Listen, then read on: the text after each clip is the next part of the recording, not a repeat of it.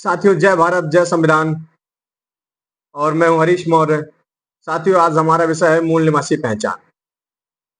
पहचान का मतलब होता है ये व्यक्ति कौन है, कोई जो व्यक्ति हमारे सामने वह कौन है, किस समूह से है। तो साथियों, जो मूल निवासी पहचान है वो किसके द्वारा दी गई, और आज जो वर्तमान में हमारे लिए और ये जो पहचानें दी गई, ये पहचानें किसने दी, और आज हम जिन जिन पहचानों से जाने जाते हैं तो किसके द्वारा ये दी गई, इस पर हम विशेष चर्चा करेंगे। साथियों, अभी सामाजिक पहचान की बात करते हैं तो सामाजिक रूप से हमको किन किन पहचानों से जाना जाता है। साथियों, सामाजिक पहचान हमारी होती है जातीय पहचान। हम मूल निवासियों को जातियों के नाम से जाना जाता है।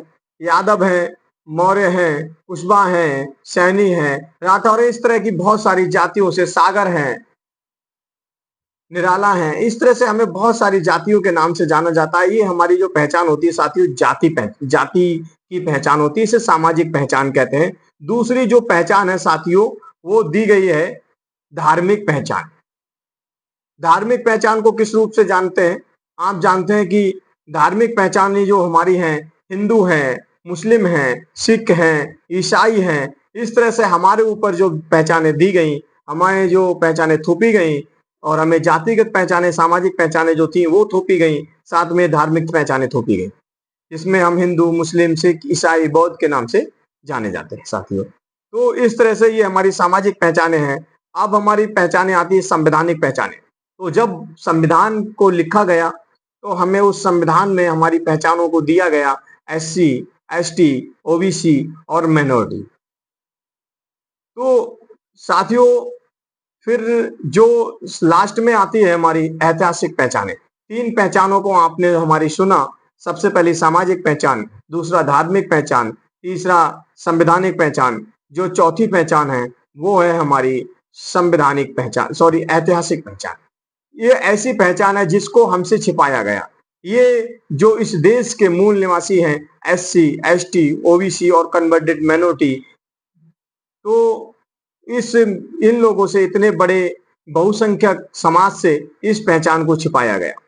और ये जो हमें जातिगत पहचाने हैं, जो वर्ण व्यवस्था जैसी पहचाने हैं, जो दलित, जो हरिजन, जो शूद्र, इस तरह की जो हमें पहचाने दी गई, ये जो पहचाने थी, ये हमारे ऊपर थोपी गई पहचाने हैं साथियों। तो बात आती है, तो ये जो पहचाने हैं हमारे लिए जो दी गई, ये जो पहचाने थोपी किन के द्वारा गई?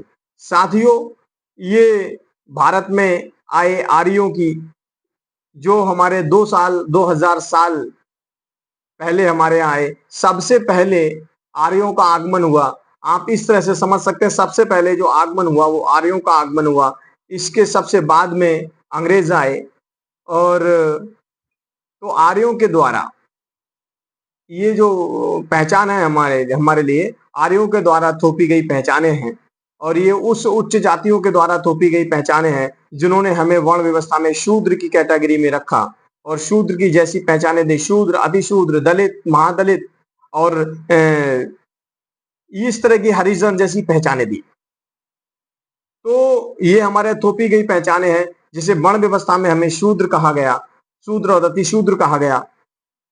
साथ ही हमें 47,201 जातियों में, क्योंकि 47,201 जातियां उपजातियां हैं, जिसमें 6,743 लगभग जातियां हैं जिनमें हमें तोड़ा गया, और तोड़ने के बाद टोटल 47,000 उपजातियों में हमको बांटा गया। बांटने के बाद जो इस देश के मूल निवासी थे, रोटी बेटी का रिश्ता नहीं रखा, और ये इस तरह की व्यवस्था हमारे ऊपर थोपी गई। तो साथियों, ये ऐतिहासिक पहचान है, जो मूल निवासी पहचान है। सच्चाई ये है कि ये जो मूल निवासी पहचान है, इसमें आप देखेंगे कि ये जो पहचान उच्च जातियों के द्वारा हमारे ऊपर थोपी गई, ये सिर्फ एक राजनीतिक स्टंट।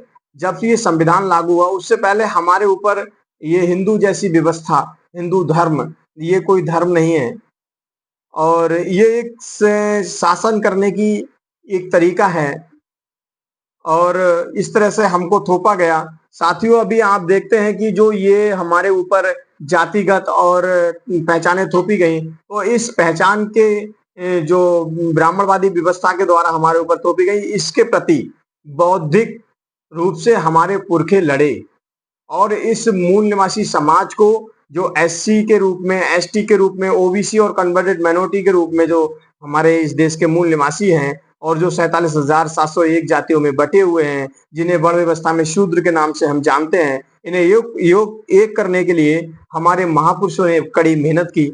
और ये लड़ाई आपकी नहीं साथियों, बड़ी पुरानी लड़ाई है। बुद्धा ने इसे बहुजन हिताय बहुजन सुखाय के नाम से बताया। हमारे राष्ट्रपिता ज्योतिबा फुले ने इस गुलामगिरी ग्रंथ में मराठी में कहा, चटर्जी बनर्जी मुखर्जी देश के विदेशी और शूद्र और अतिशूद्र इस देश के मूल निवासी। तो ये शूद्र और अतिशूद्र भी हमको एक पहचान दी। इस जातिगत व्यवस्था से हमारे पुरखों ने बड़ी संघर्ष किया, चाहे वो रैदास हो, चाहे वो कबीरदास हो, चाहे वो बिरसा मुंडा हो, चाहे वो ज्योतिबा फुले हो, चाहे वो पेरियार नायकर हो। हमारे पुरखों ने इस व्यवस्था के खिलाफ लड़ाई लड़ी।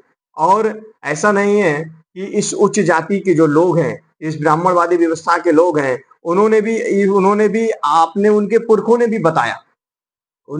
ने बताया कि आज आप देख लीजिए बाल गंगाधर तिलक ने the article home of the Vedas or the article home in the Vedas में उन्होंने लिखा है कि हम उत्तरी ध्रुव से आए हुए लोग हैं और इन्होंने अंग्रेजों की गुलामी की और उनको जगह जगह जाकर ये इकट्ठा करते थे और बताते थे कि हम भी आप ही की तरह बाहर से आए हुए लोग हैं, ईरान से आए हुए लोग हैं, मध्य एशिया से आए हुए लोग हैं। तो इन्होंने हमें ये सारी व्यवस्थाएं इस तरह की जो जिससे हमारे लोगों को एक नीचा महसूस हो, मूल निवासी समाज को नीचा महसूस हो। तो साथियों, आज ये जो पहचान मूल निवासी पहचान है जो हमारे पुरखों ने हमें दी, ये पहचान समाज को में एक समता मूलक समाज की स्थापना हो सके, समाज में भेदभाव दूर हो सके, जो बहुसंख्यक लोग हैं